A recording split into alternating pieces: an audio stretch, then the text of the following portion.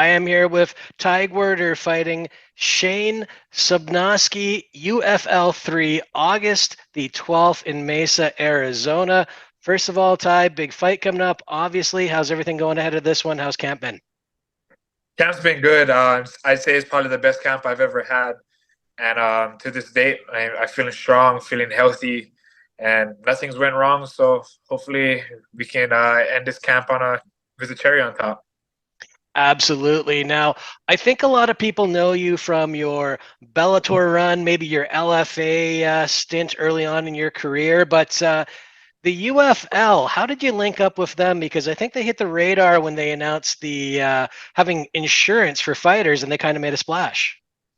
So Harrison Rogers, owner of the promotion, and I know Sophia trains with us at 10th Planet every now and then. They actually asked me to be on Freedom Fight Night show. I think that was the last one right before they started up the UFL. So they're like, "Hey, we got something in the works, and we would love to have you on." And I said, "Sure." Like, I mean, I'm always down for a scrap. Doesn't matter what promotion it is, and it ended up being the UFL and the way it's going. I'm glad I jumped on the boat.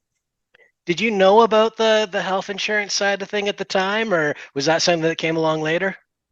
I did not know actually. The way they were hyping it, it didn't even seem like it was gonna be anything like out of the ordinary. I was expecting like maybe a little more money coming in to help the promotion grow faster, and then they had Rampage and all these guys that was a part of it, and so I was like, oh, maybe they're cooking something up for this new promotion, and I think it was a little after they announced it, they're like, oh yeah, we're gonna also be giving out insurance to the fighters.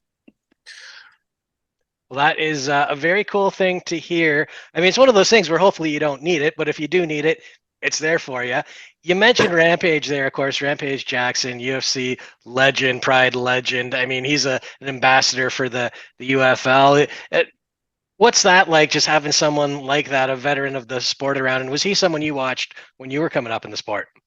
Oh yeah, definitely. I watched Rampage from when he got in from what was it uh, Pride days all the way into the UFC, and watched him step on the scene, become a champion, and it's cool to have him around. Like guys like Frank Mir, like just all guys around that generation that I grew up watching. Um, Come fight night, it makes it more exciting to perform in front of the Hall of Famers.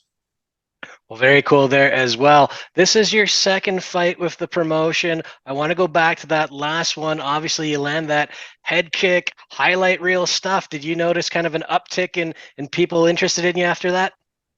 No, not really. Actually, like coming from the Bellator stage, because I've already made it to a really high platform early in my career. I feel like I've already established a little bit of that following to follow me wherever I went, and getting another highlight reel. Like I'd say, all my wins that I've had so far are highlight reel knockouts, and I think I've been fortunate to have a good fan base behind me, and I just hope it keeps growing. Well, absolutely. Yeah, performances like that, it is going to keep growing. Let's talk a little bit about this fight. It is a rematch, and I'm curious because not a lot of time has passed. I think it's been about a year. How much do you think you have changed since that first fight?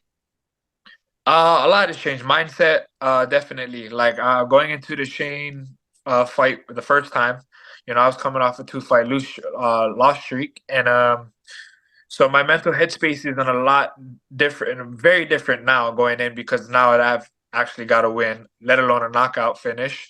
My confidence is back where I feel like it needs to be, and that alone I feel like is gonna be crucial for me going into this fight. And I think my skills have definitely grown. My striking has definitely got better. My IQ has gotten definitely a lot better. My grappling has gotten a lot better. I can say I'm very well rounded, and I'll be able to showcase that in the fights to come.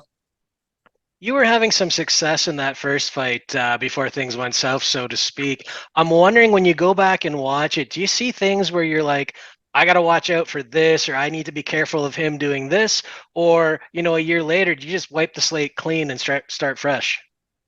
Kind of exactly that. Just starting fresh, because there isn't, like, you can't take much from a 15-second fight. I drop him literally with the second punch I threw, and I was only 10 seconds into the fight. So there's nothing really I can take from it, good or bad. Really, the only bad thing I took from that fight is I got a little careless trying to go and finish the fight, and he hit me when I least expected it. So going into this fight, there's really nothing that I can really think about that makes me change the way I'm going to approach this fight. And this is a part of a tournament. I mean, would you have entered this tournament regardless as to whether or not the rematch was on the line? Was the rematch just kind of like a bonus on top? Yeah, it definitely was the bonus on top. I like the idea of this Grand Prix style tournament. You sign so many fights in a year.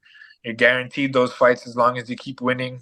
Even I believe with the UFL, if you do take an L, you are guaranteed on the next show, even just as a filler. And I think, especially on the regional scene, it's important to just get fights. And I like the UFL's Grand Prix style because it doesn't give opponents the opportunity to say no to fights. I get that a lot throughout my regional career, and I don't want to deal with that anymore. So it's nice to get fights and not have to say no or not worry about anyone saying no. It's kind of crazy that you talk about people saying no, because when I look at your career, you had LFA and you had Bellator. Was that a concern with those larger promotions as well?